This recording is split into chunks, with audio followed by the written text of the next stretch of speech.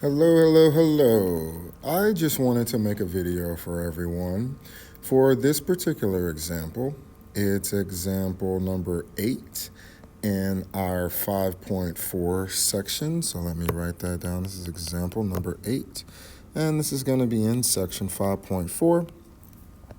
And I wanted to cover this in a video just to just give you some space to be able to replay the video back and forth and just kind of alleviate some stress from inside our classroom. All right, so let's read through the problem. Let's take a look at the diagram and let's just kind of see what we need to do in order to solve for these unknown lengths that the problem's asking for. So Francisco needs to know the height of a tree. From a given point on the ground, he finds that the angle of elevation to the top of the tree is 36.7 degrees. He then moves back 50 feet. From the second point, the angle of elevation to the top of the tree is 22.2 degrees, that is. Find the height of the tree to the nearest foot. All right, so let's take a look at what we have going on in our diagram. So Francisco originally starts at this point, right? Then he determines the angle of elevation from this point to the top of the tree is 36.7 degrees. He then moves back 50 feet. So this distance is 50 feet. And he, again, assesses his angle of elevation. And this time his angle of elevation is 22.2 degrees. Now, we don't know how far Francisco was originally from the base of the tree, but we do know that at the second point, he is 50 plus whatever this unknown length is. Since we don't know this unknown length, we're going to set it equal to x. But what the problem really wants us to determine is what is the height of this tree. All right, so let's actually see what we have to work with here. So the side lengths that we are considering at the moment are going to be, and again, this is a right angle here. So the side lengths that we're considering are going to be one leg here and then the other leg. The hypotenuse is not considered in this particular problem, so we will not be using that.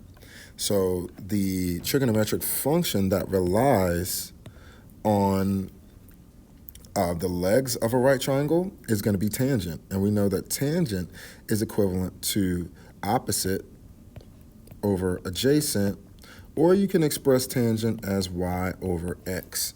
And the way that we have this one situated, it will work out just fine for that.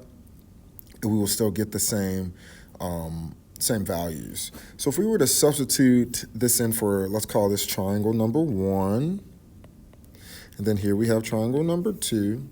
So if we think about our situation for triangle number 1, so we'll say triangle 1 here, a situation would be tangent of 36.7 degrees should be equal to the height of that triangle over the base. All right, so the height of the triangle over that unknown base of the triangle.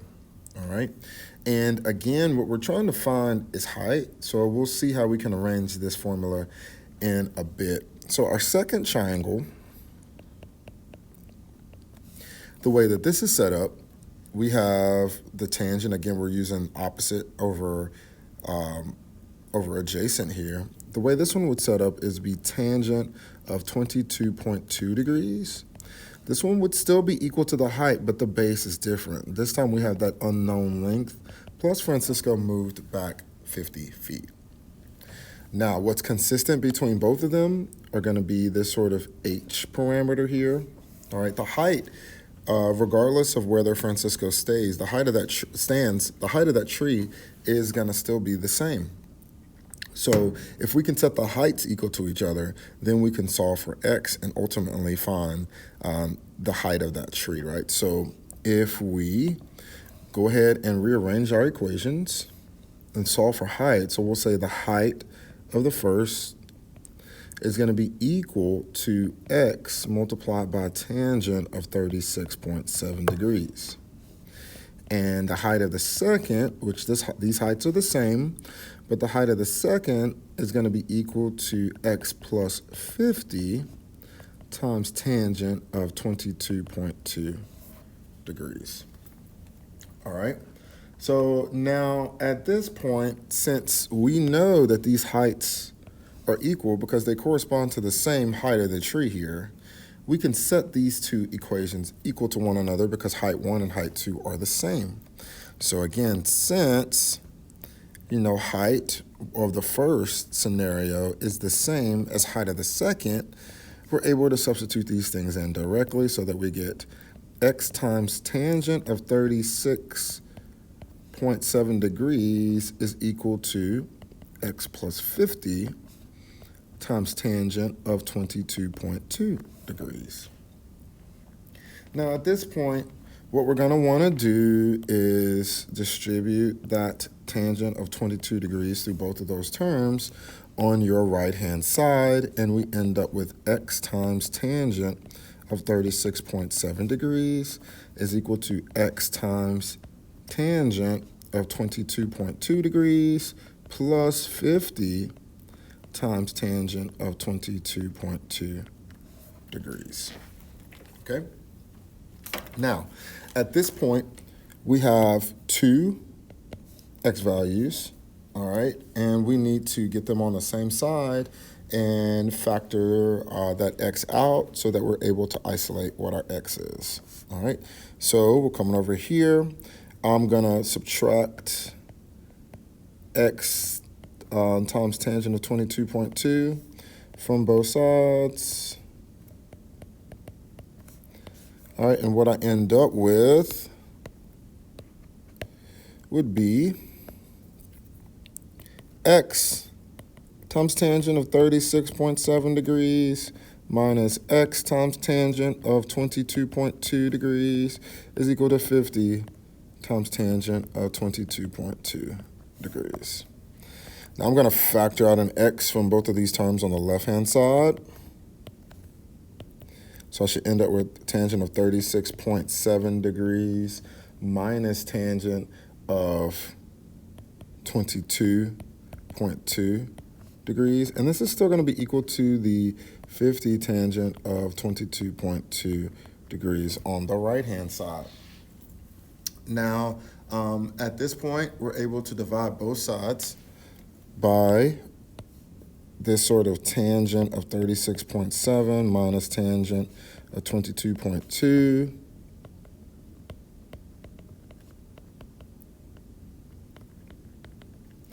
All right, so these cancel, and we will determine that, hey, x is equal to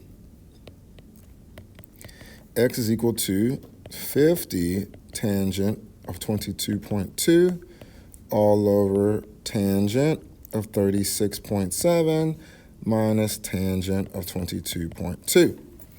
All right, now let's see what this is approximately. All right, so the way the book does it, the book goes ahead and just substitutes this in for x. And so if we scroll up, we can see, we can find this h by multiplying x times tangent of 36.7. And by the way, we just determined what this x is down here at the bottom.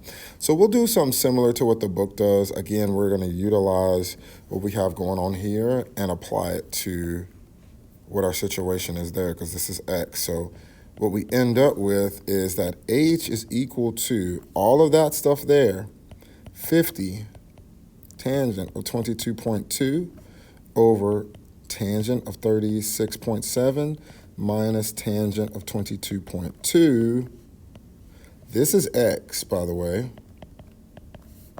And we're going to multiply that by, going back up to our formula, tangent of 36.7 degrees.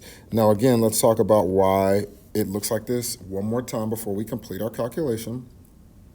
So earlier, we determined that the height of this tree will be equal to the tangent of 36.7 times this sort of adjacent side here, just based on the way this is built, tangent's built, multiply both sides by x. We can see that the height is x times tangent of 36.7. Now we scroll on down to the bottom, we determined what x is here, and we're just substituting what x is into this equation that we have above. All right, so now we can type all of this in our calculator and see what this is approximately. Let me break my calculator out. Now, something that we definitely want to consider every time we're performing a calculation where we have inputs like these, all right, we need to make sure that our calculator is operating on the correct domain. So I'm gonna go to mode, and if you notice my calculator is on radians, so I need to switch that to degrees, and now my calculator will accept the adequate degree measure here. So I'm gonna put a parenthesis in, I'm gonna go 50 tangent of 22, oh, I messed it up, 22.2, all right, and 50 50 times tangent of 22.2 is being divided by, and I'll put this in another parenthesis just to make sure, tangent of 36.7 minus tangent of 22.2.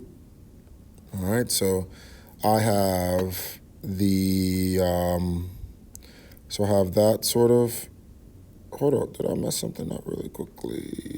I did mess something up in my calculator. Let me go back.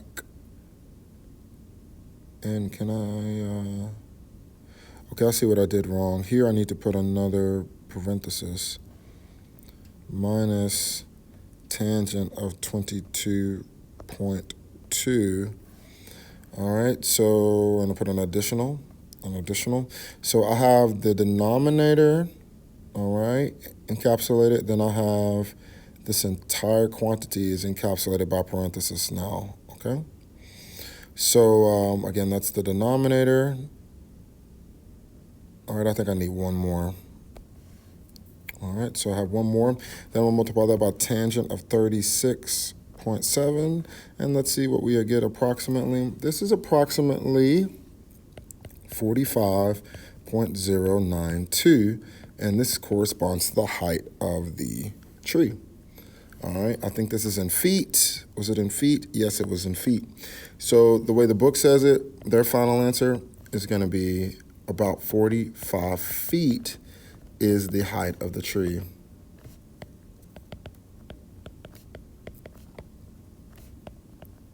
Oh, if I could spell tree correctly. All right, so just a quick recap and we'll wrap this video up. So we started off with a problem. Francisco wanted to know the height of the tree from a given point and an unknown distance away from the base of the tree. He measured that the angle of elevation from where he was standing to the top of the tree was 36.7 degrees. He moved back 50 feet. The angle of elevation changed to 22.2. So we used tangent since we were dealing with an opposite and an adjacent side of a right triangle. We have two triangle setups. We have this first little triangle, and then we have the second triangle. The commonality between them was the height. So when we set this up, we went ahead and solved for height for both of them. Since the height was the same, we set the heights equal to each other. And we needed to get, we had like x times tangent something. We had two x variables. So we needed to get them on the same side, and then we needed to factor. Once we factor and isolated x, we're able to substitute in what we found for x into one of the two original equations. It doesn't matter which one you use. We decided to use the first one because it was simplest, and we substituted what x was right into that formula, typed it in our calculator, and we got that 45 feet is the approximate height of the tree.